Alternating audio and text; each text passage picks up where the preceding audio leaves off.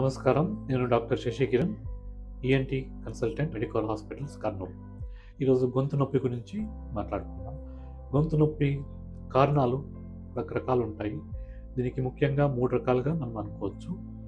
Virus కానీ, bacteria కానీ, irritants కానీ కారణాలు ఉంటాయి.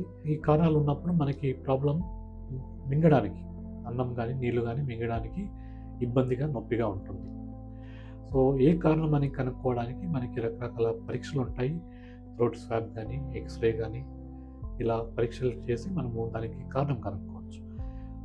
ఏ కారణం ఉంటుందో దానికి అనుగుణంగా మెడిసిన్స్ అంటే యాంటీబయాటిక్స్ కానీ, యాంటీవైరల్స్ కానీ, సింప్టమాటిక్ ట్రీట్మెంట్ కానీ, ఇవి కాకుండా సర్జరీస్ అంటే శస్త్రచికిత్సలు గలిగలు ఉన్నప్పుడు ఎస్పెషల్లీ రిపీటెడ్‌గా మనకి గలిగల ప్రాబ్లమ్ ఉన్నప్పుడు టాన్సిలెక్టమీ ఆపరేషన్ చేసుకోగలము. దీనివల్ల మనకి ఉపశమనం కలిగిస్తుంది.